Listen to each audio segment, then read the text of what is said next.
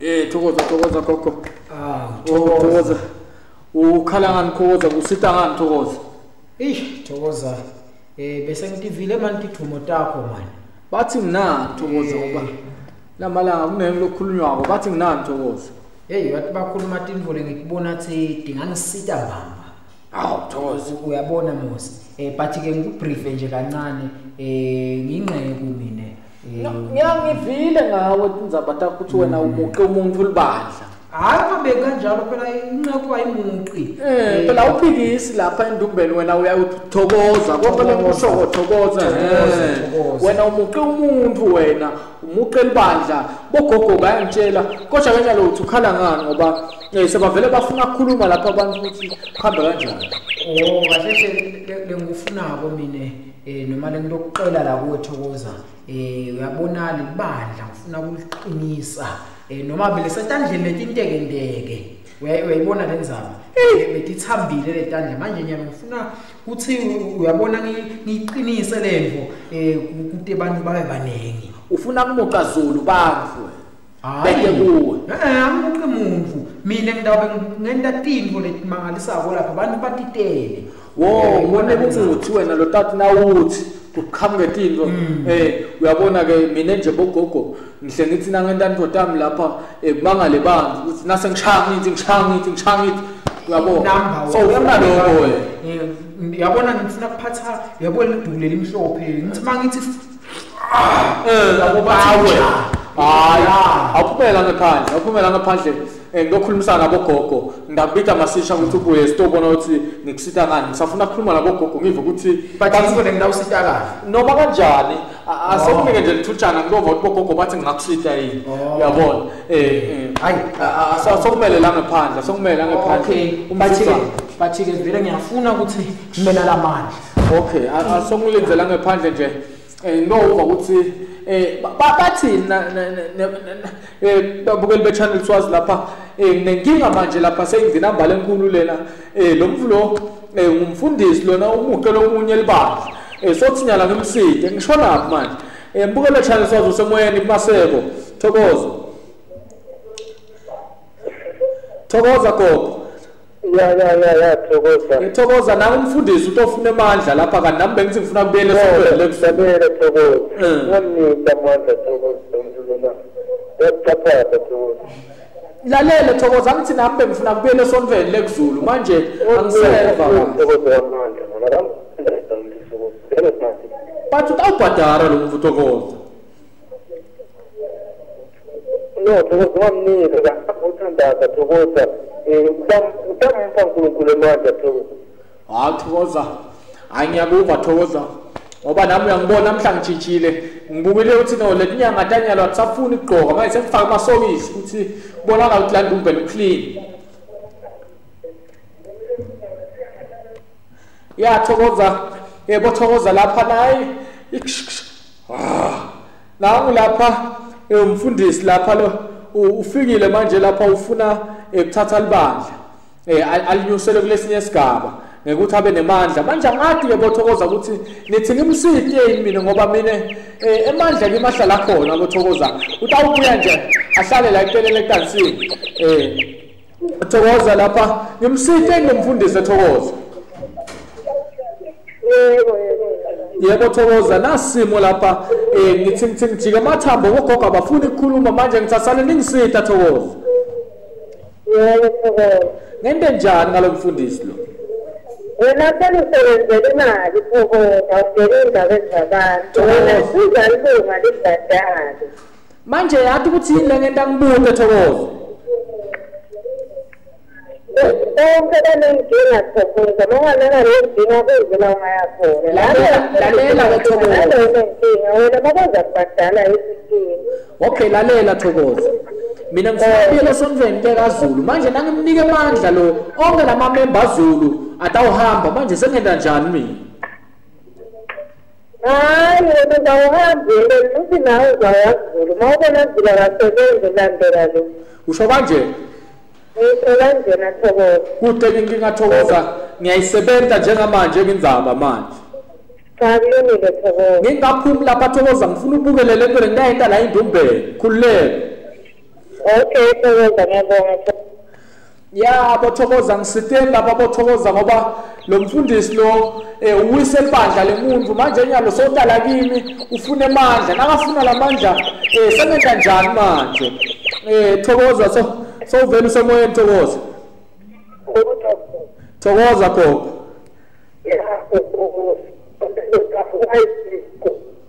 thokoza lapha ngibona ukuthi mina ngimnike ngoba ufuna kubhadara lo muntu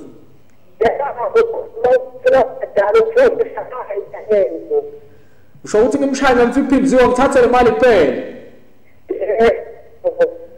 manje batase bathi maseko week ngoba mina ngifuna ukuthi nangenta into ibonakale njengoba ngimilinzile nje la ngaphandle umele mina Thokoza kuthi ngimsinde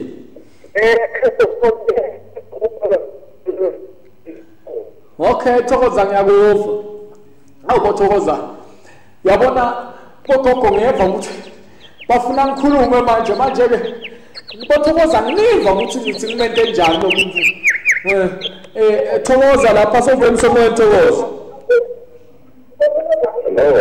Thokoza kumente njani lo muntu lo yaphila Thokoza kumele njani lo muntu Thokoza gogo ngathi ngiyalalela lapha bafuna ukukhuluma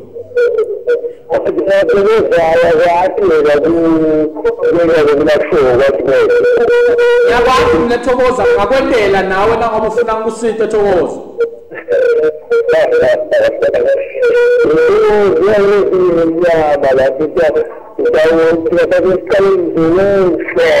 lalele Thokoza la mabandla lo wabona kagcwele asibuya la kimi Thokoza ajika la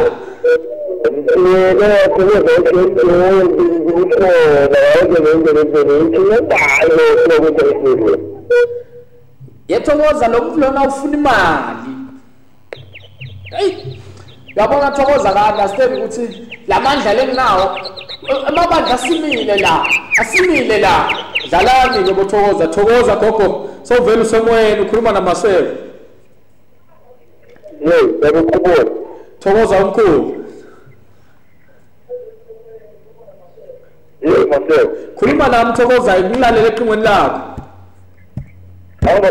ngilalele eqingweni lakho Thokoza siqhubeke yebo kuthatha imali kuphela ya gogo ngicabanga ukuyithatha imali manje kumele ngimsite nangithatha imali ngifike phela manje umnike lesimo lesifuna usithatha le mali bese nawe usitana bisontweni futhi lalele Thokoza angithusa kawisa leli bandla laZulu kanti phela mina ngisakhuluma nje ngisafuna kulahla umlenze le ngomfato waZulu ngimtshela ukuthi anqengele ukuthi mina ngibuyele ebandleni sizale bathi phela lapha phandle Thokoza phela abantu bayayenza kumasonto ngakudena ngingawulahli umlenze Thokoza nathi last week nini angilahla umlenze le ngomfato engawulahla njalo umlenze nasengibulala elibandla Nebe phela wathi konke abantwana kodwa ungakhethi bala bemuntu wana khethi ukuthi bala uyakhetha nasesukuni hayi ke asengiyibuke Thokoza ukuthi ngiyenda njani ngoba nangiphuma la ngingaphuma utawubukela le ngole kayenta la Ndumbe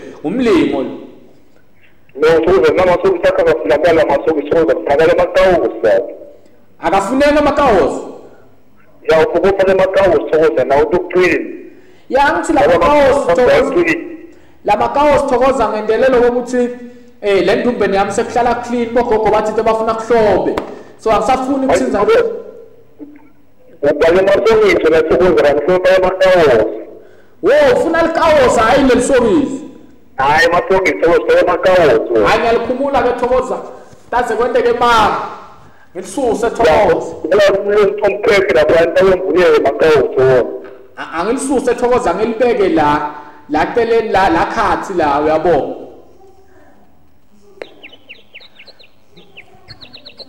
Thokoza mkhulu hello yebo Thokoza Thokoza wena ya Thokoza bogogo sebawathethe emakawusi bangikhumulisile lapha Thokoza emakawusi yabakhumulisile emakawusi Thokoza kunye nathatha imali unikeze umuntu nguwo achubele nomsebenzi uze wena kusebenzela abantu baseyithala bokufika Yethokoza manje angithi inkinga njengoba ngisho ngiyamthanda Zulu mina ngifuna ke ebandleni lakhe. Kusho ukuthi lokho. Akusho ukuthi lokho wena thatha imali umfito ngendlela yakhona ungithokoza. Yethatha ubekela kwaphi lo nemajaza. Thokoza gogo thokoza. Ngiva le ndlela okhuluma ngakhona uvusa abogogo omkhulu. Bayathinzeka abogogo ngiyeva ukuthi khona lo tawendele. Ngoba mali kube umathethe. Ngiyakuva kumathethe etule steak.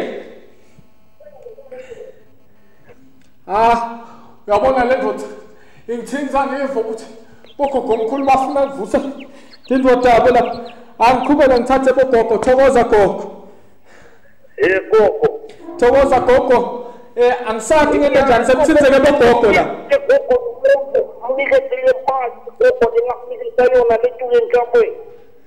Gogo nyalo sekuthinzeke la bogogo ngikuva kahle.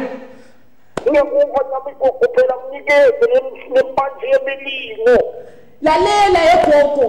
Wena ngithinza ufike kimi mina impanze ikhona ngoba ngifuna ushaya umlilo na uthi ushaya umlilo tithatha akho taqalekela gogo. Ngiyakutshela phela mina na umniketile ngetawube ngiyakombeka nje kwemanje phansi gogo. Ushaye khona thokoza khululeka ndakwentela. Thokoza gogo. Ngimanele kumathapha thokoza. Ngiyajabula thokoza ukuthola kumathapha. Kakhulu thokoza. Le ndoda ngiva ivusa ifuna le mphanze yabogogo. Le yothi sengiyenza njengayo ngente nje. Ngoba ngisuke sengibeka la. Kwangithinza yabo. La. Thokoza gogo thokoza. Yebo gogo thokoza. Thokoza gogo. Yabona lo baba ngicabanga ungamsiki lo ngoba utasuka abulala onke lamabandla. Nasefosa. Uyathini?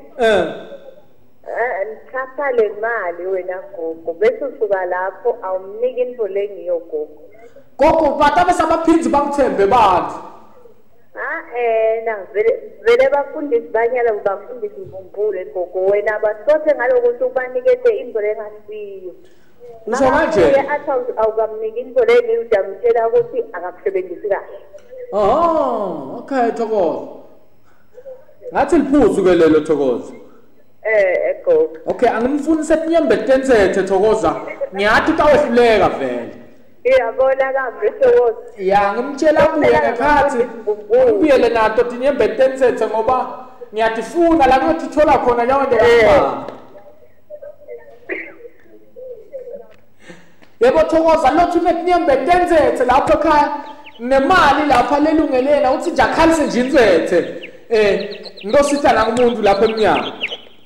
Thokoza gogo ngikhala ngetinyembe tensethe ngifuna kusitha lo muntu. Thokoza gogo tinyembe tensethe ngangitholela inkomo.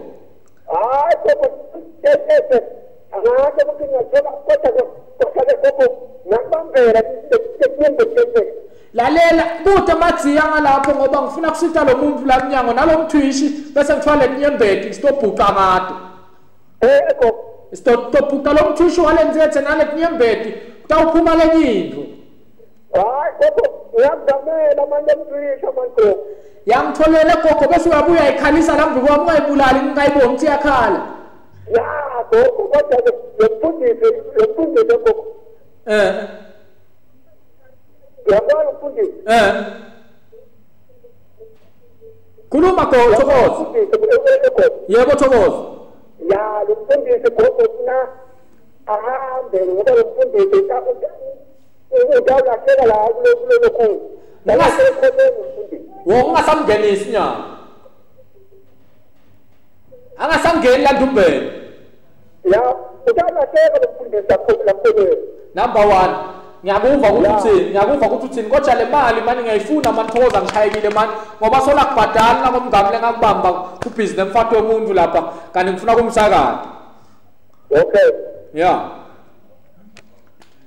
Yebo thokoza lapha phela le mali ngiyayidinga le. Kalomba ngifuna ukumsita ngesaba ngoba utawisa libandla lengifuna ukujoyina kilo laZulu. Kanti futhi nana umfato waZulu ngambamba la kanti solo ngifuna ngilahla umlenze nani umfato waZulu kubonakala. Asengiyiva ukuthi thokoza uthini thokoza gogo thokoza. Thokoza gogo. nomuntu sifuna kubona gogo makuwa labantu ungamsithi. Usho kanje? Ungamsithi gogo. Manje egogo uthembisile lebandleni ukuthi yena nakabuya utabe anemandla lamakhulu uthi uyozwila kanti udala kimi. Lalela gogo kudlima hali gogo. Usho kanje gogo? Gogo kudlima hali. Kuthi inkinga ke gogo angithathi imali nakuyi. Yebo gogo thathi imali angithola ayifundaze. Asesilinze ukuthi ngingaphumi labo gogo batawuthini ngoba kumele bogogo bakhulume bese ngiyababita utawubukela timanga wena. Number 1. Thokoza gogo. Ngiyaniva bothokoza ukuthi ninemandla lamabi. Vele ngifuna ukuthi lo babe ngithathe le mali manje la ulamnyango ngaphandle ngibeke ebhenchini ukuthi vele alungiselele. Thokoza gogo sowuvele ukhuluma namaseko. Yebo maseko konjani? Thokoza omkhulu. Uyaphila nemasekile uthokoza gogo kanti bomkhulu uthi. Thokoza mkhulu thokoza kodwa ke gogo abantshintshi la. Yebo maseko ukhuluma naMateus manje futhi moya. Maseko man dali imali wena but nami ngiyafuna manje ungifise manje maseko. Ya maseko nami ngifuna ukuvula kanjalo manje nyalo maseko manje ngimathema kakhulu nyalo. Incane kakhulu lento leyo yithi nathi uthole nje abantu labasihlanu kuye la kimi ukhombele ngitakwendela yona la labasihlanu batawubuya nalabanye. Uyisho nje maseko. Khuleka gogo shiya kimi gogo. Ya maseko ngibone nenhlathu manje siyele khona inhlathu leceda ngokudam la manje ngayikhalisa inyoni. Kuthi ngingabuyisa inhlathu ungayibulali uthathe nje inyembetayo kuphela ubuye la kimi. Ngiyabonga maseko. Thokoza gogo. Hey uthokoza lapha ngithi angayibulali lenhlathu wathatha inyembetayo kuphela ngoba yafa lenhlathu kusho ukuthi kufa lelibandla kanti wathatha lenyembetayo tabe kusho ukuthi yakhala lenhlathu ikhalela ukuthi lelibandla liqhubeka liyaqhubeka lapho ngaphethe sengiyayisotha mina. Thokoza gogo thokoza. Unjani thokoza? Hayi kuhle kakhulu thokoza. Thokoza. Ya uthokoza omkhulu. Yini wasiyodroba wena thokoza? Usho ngani thokoza ngoba mina ngisita abantu njengaloku ubona imihla nemihla bayangena lapho batositakala thokoza. Bayasitakala thokoza wena ngathi uhamba nemali ngoba solo umele imali yemfati wemuntu. Ungenazo mfati wemuntu. Ngamkhanza ambambe eqosheni kwasho iBhayibheli labakholwayo. Sayini? Bokusho yini? Ngamthi hambele thokoza ngambambe eqosheni. Thokoza. Thokoza. Ufuna lezinyembeti tense. Ngikhanza. Yethokoza yakhala nayo insethu angithi yabuva buhlungu ngekude lokufaka nokubulala kungakhala. Wakwathi bamba wena. Lalele thokoza uyabona konke lokuthi nakuzana nawubulala kuva buhlungu bese kuyakhala before kufe uyakubona. Awade thokoza kugula kwani. Thokoza omkhulu. Manje bathi kufuneka lesizwe setemsa thokoza. Ngicabanga ufuna ungifunele ungangelapha ungifunele thokoza ngifuna kufika kuwe sibaba. Ngihlale ngibhizi kakhulu thokoza awutholele noma inyembeti enhlathu ungayibulali uthole nje inyembeti ubuye kimi thokoza. Lalela thokoza lasiyale enhlathuni sizawuhamba nawe phela mina inhlathu angizange ngiyikhiphe emalini. Kwaze kwaya mina ephale enhlanhla setitakimi kumele kuye wena khona ngoba bese mina ngithatha inyembeti ngiyakuphekela. Thokoza omkhulu. Mina ngaba ngithokoza mbamba ngithokoza gobela mbamba mina usuzobhakana. Lalela thokoza ungadlali kabi ngoba mina ngidawusuke ngibite bogogo nyalo labonakala. Awubabide nami ngizobita baba. Titawutholana thokoza titawutholana ngiyakutshela titawubambana. Uyathi sengiyedwa thokoza ngathi kuyavuka lokwami manje. Yethokoza titawubambana. Thokoza. Angathi ufuna ngendlela thokoza kuhamba kahle thokoza. Kuhamba kahle konke thokoza. Uyabona bogogo omkhulu lo mlona uthinza bogogo ngoba bathe ngiyabuka uthinza bogogo manje ngiyamcabangela uyabona nasengicela ngenta kanje kusho ukuthi uzothinzela ngathi ngakho. Thokoza omkhulu kunemfulo sabhejelana namaseko lapha. Yethokoza. Thokoza. Kunemfulo bhejelana namaseko uyamuva yini? Thokoza. Thokoza ngimenta njani lo muntu manje? Lana ngethokozayo nakanje. Thatha le tinkungu futhi thokoza. ini Thokoza yabona lezi impuphu Thokoza yebo Thokoza ngoba ukhuluma leyo tidingako lapho uthola ithi kule isihlanu yebo Thokoza ithatha Thokoza ubese uthatha lezi insima uhlomisa la nhlobo yebo Thokoza emva kwaloko Thokoza uthatha le mali usho kanje ufuna umsakazo Thokoza ba umsakazo umhlophe hey agcobise ngawo lapuseni yebo Thokoza inhlanhla tonke lento Thokoza yethokoza ngicabanga kumthela imbulu makhashana wayebula khashana ya Thokoza aphuma yatha lapha phela ngiba lokuphilako ke lokho atothi yena ngena letinhlanhla Thokoza kanti sengithi akaphuma hambe ngimtshela ukuthi bogogo lapha umlise namphansi emaqetshana hey wayiteka Thokoza ya angithathe babe Thokoza emva kwatane la ngemuva angithathe babe Thokoza bese ngiyahamba Thokoza mkhulu sengivele sengihamba ke ngawuthatha babili Thokoza mkhulu bese ngiyabaleka Thokoza gogo Thokoza uyaphuthuma Thokoza gogo awu sovela ulimele ke lona ke usaplana uthi unike tabane iqingo ngithatha wokugcina ngci Thokoza njengoba sengishito ukuthi ngidawuthatha wokugcina Thokoza gogo Thokoza gogo sengibalekile Thokoza gogo yebo gogo itishaye ngobaleka yebo gogo ngimne gogo mnike mfana maqetshana lokho yaphuma ngifundisa kayi nyangeni usho kanje yebo Thokoza ibambe nyalo khonvele ngifuna kuyenda lapha ngive bogogo bami ukuthi sebathini ke bona ngingabaleka then Thokoza mkhulu khuluma bogogo sengivele sengifuna kuvanile manje ukuthi ngithingente kanjani khuluma bogogo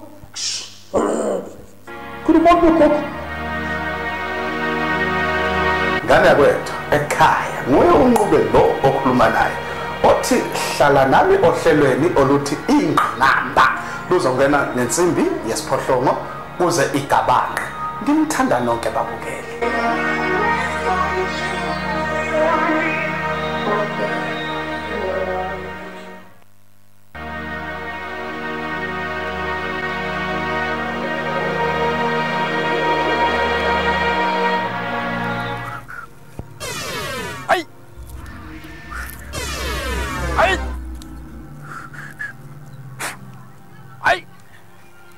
Ukhomkhulu. Ngesipho manje. Manje angitsheli ngani nini phela ukuthi lo mfana nje uhlupha kangaka. Uthunywa yini? Yiphi leyo baba? Hayi ngake ngixoxe kakhulu kodwa nje hayi. Maka khona la kwendawo. Oh, saniyaphe. Wena umethera igama uthi umugama. Ugama never. Remuntu rengumphathi wa restaurant. Philo lo babe loyo. Futhi rarela. Remuntu reya ubusy. Emsebenzini akaphumi. Uthini yona lethe uphilo mphathi wakho. Mina niyakutshela wena afuna ukulalela kule zinto lezi.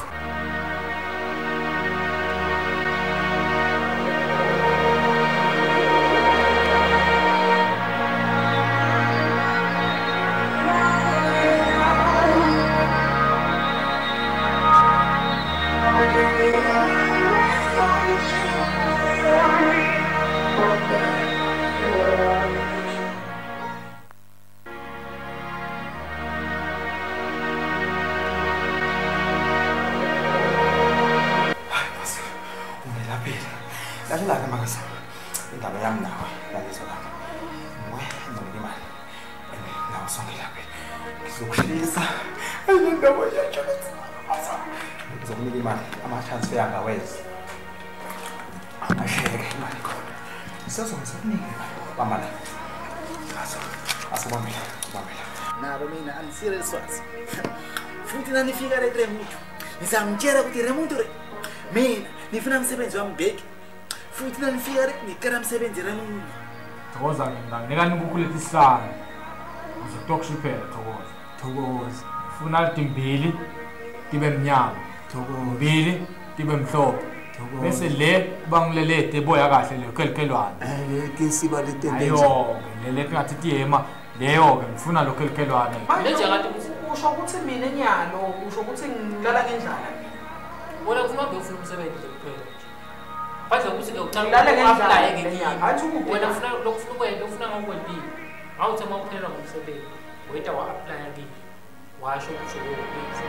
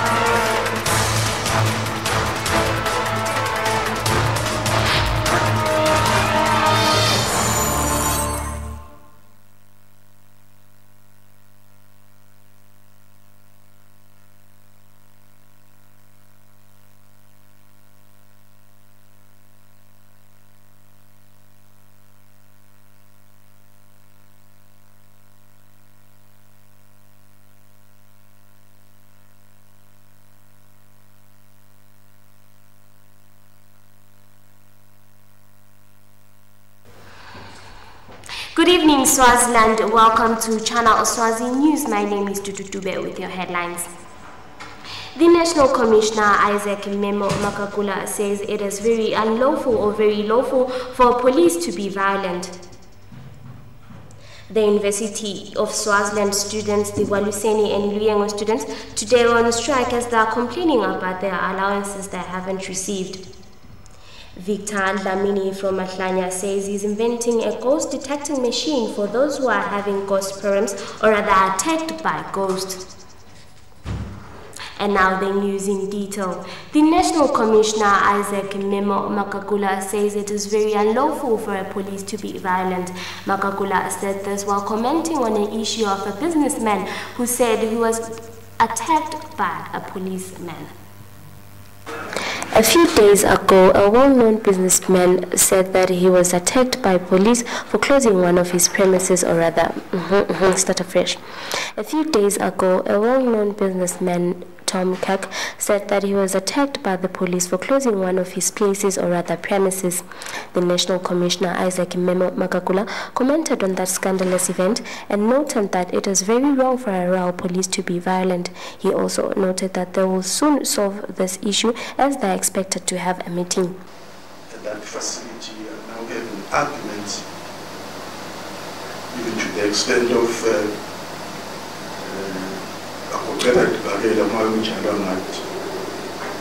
just because we can't be gentlemen enough to understand each other. Yes, it is wrong for anyone, let alone a police officer. It's a quick barrier. No matter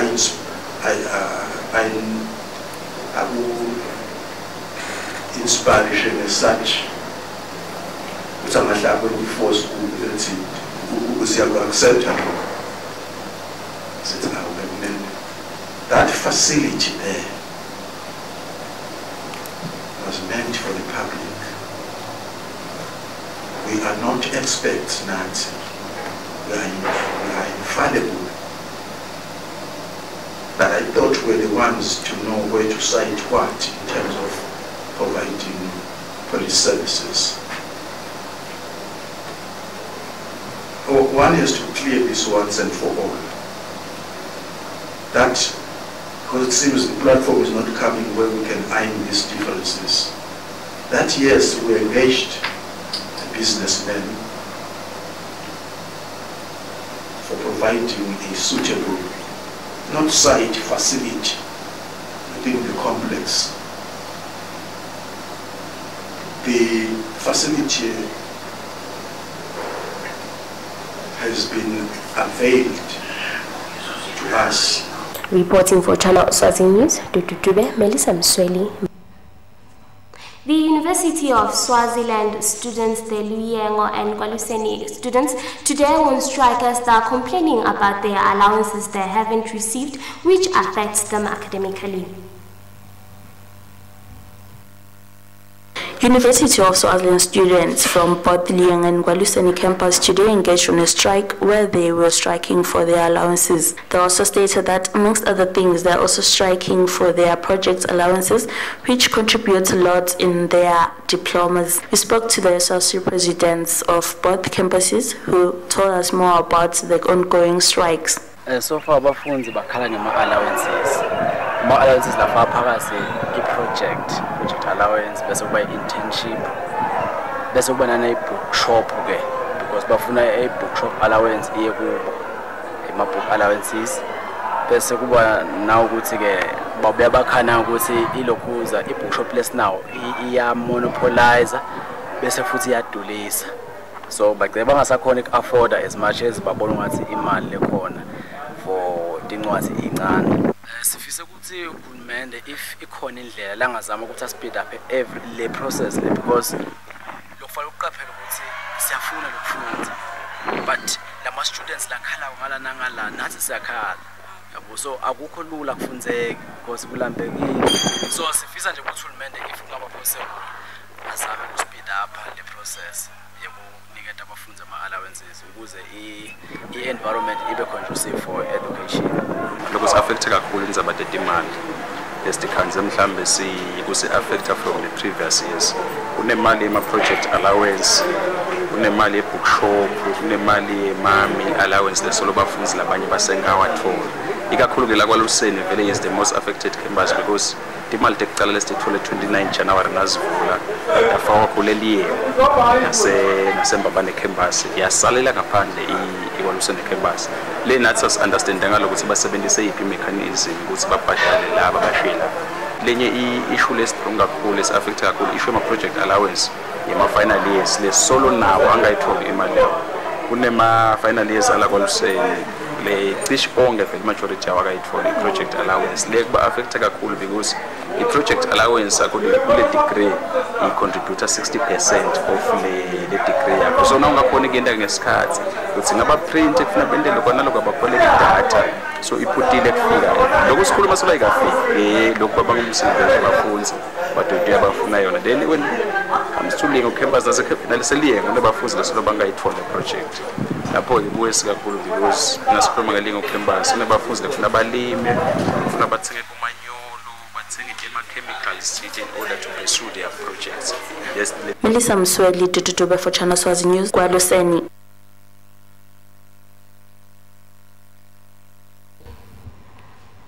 Stanley Dlamini, who is the CEO of Arts and Culture, says it is very impressive and delighting to see big companies supporting Swazi artists.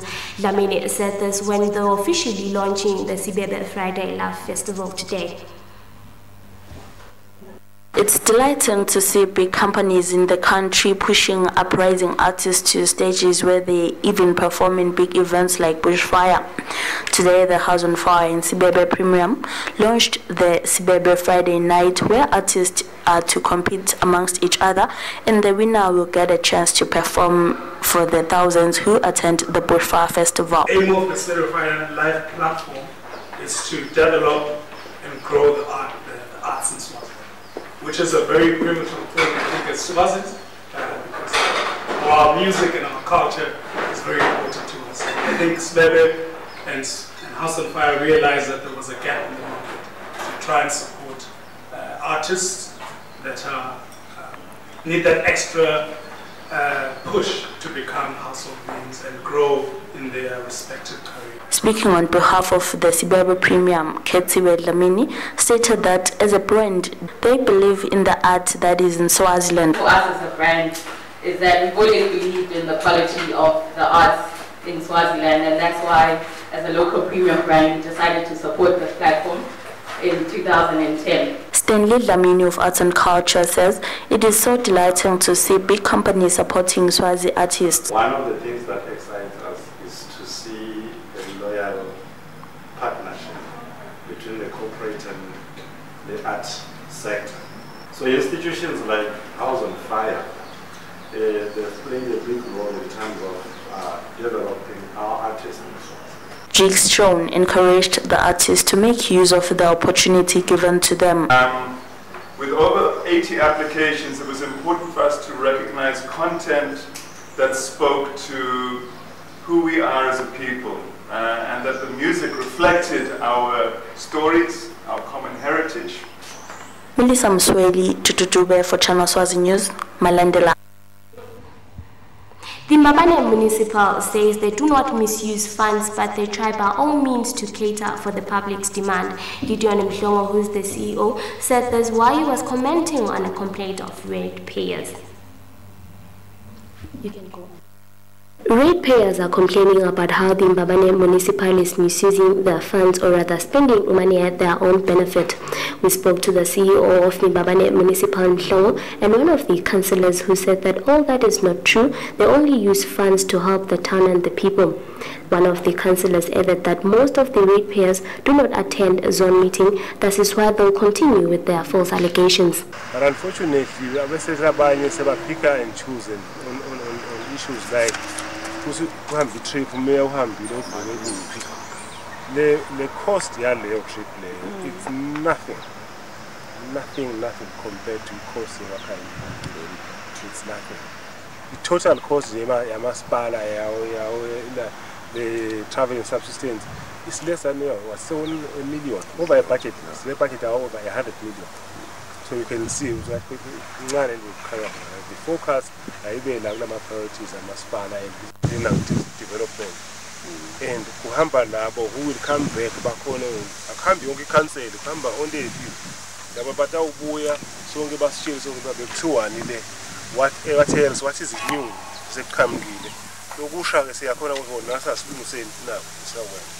It's timely this year. Maspala when Babano planning for the next 5 years. So the knowledge about that will be an okay. So that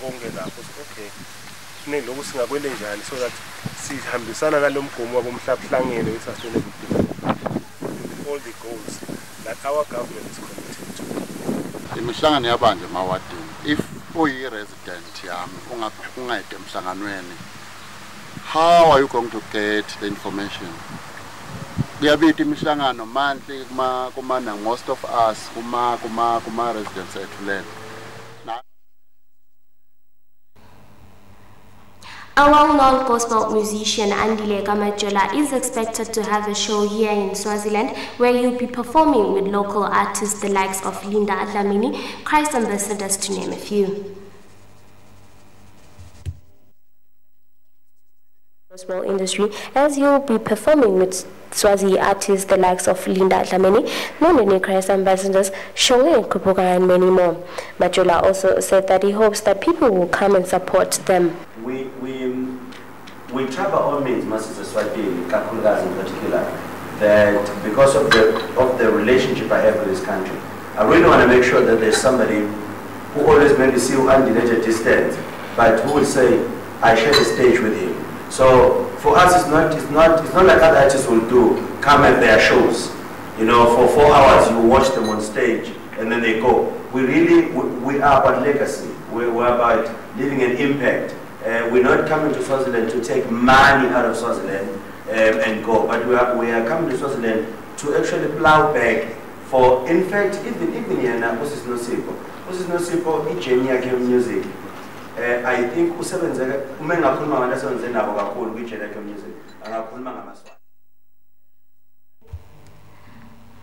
Victor Dlamini from Mahlanya says he is inventing a ghost detecting machine for those who are having problems with ghosts, or rather attacked by ghosts. One Victor Dlamini of Mahlanya is in a process to invent a ghost detecting machine, which he said will be able to see ghosts. Dlamini narrated a story where he said there were ghosts which used to throw stones at people and the people wouldn't see them. So now that he's inventing this kind of machine, everyone is going to be able to see ghosts.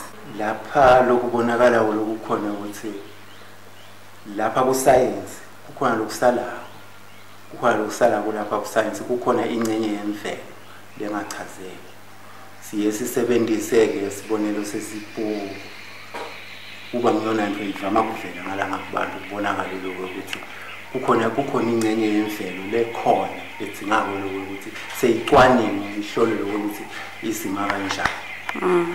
Sisukele indzaba lenjalo-ke la deep nature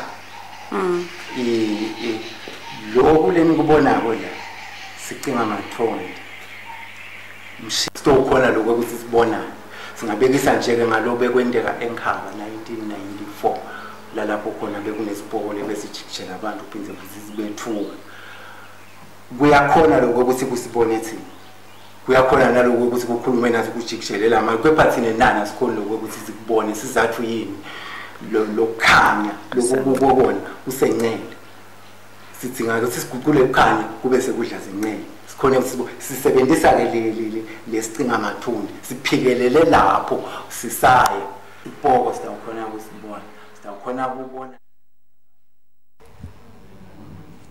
Siboniso Twala, who is a farmer from Mahlanya, says that farmers should continue plowing as it is their way of living despite of the heavy rains.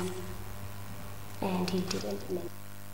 Following the storm that hit Swaziland the past weeks, which left a lot of farmers hopeless, it is not the same with some of them, as they say the storm didn't affect them that much and they are still growing their fields. We spoke to Siboniso Twala, who is the Mahlanya-based cabbage farmer, who had this to say.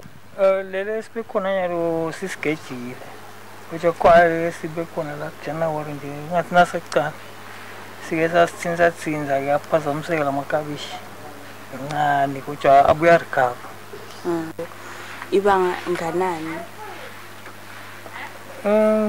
kaya ufakela unganani ngabekisa nje na ufake 4,000 makabishi noma ngithi 5,000 wakabishi kufuneka emasaka 2.5 emasaka nangabe uyi-37 le nhlobo yamanyo kodwa na uyi-22 kufuneka nje masaka amathathu phindze kube masaka amathathu emakhabeni shothi nje labo manyolo lapho bathatha malini ngathi close to 1.7 umbala. He also answered the question as to how much do they invest and how much profit do they get out of it. And we've reached the end of our English News Bulletin, but before signing off, let's take a quick recap on our top stories. The National Commissioner Isaac Memo Makakula says it is very lawful for police officers to be violent. The University of Swaziland students, the Waluseni and Luyengo students, today are on strike as they are complaining about their allowances they haven't received. Victor Dlamini from Mahlanya says he is inventing a ghost detecting machine for those who are having ghost problems or rather attacked by ghosts. That's all we heard from me and the whole news crew. Have a good night. God bless you.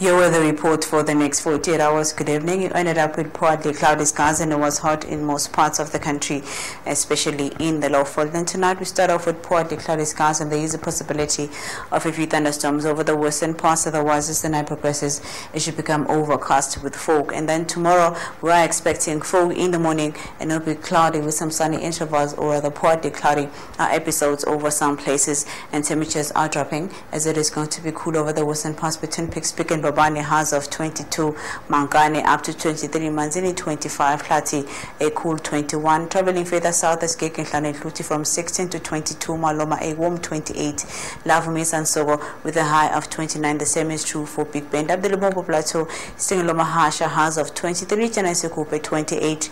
The same applies to Simunye and Butleni. We're expecting a warm 27 degrees in the afternoon. And the wind for tomorrow, it will be light southeasterly. Now on a jumping to Thursday, we're expecting fog in the morning. Otherwise, this time around, it will be just partly cloudy, but temperatures will improve, becoming warm over the western parts and hot, especially in the Lowveld. That's it from me, and your traveler's forecast is up next. Have a good one.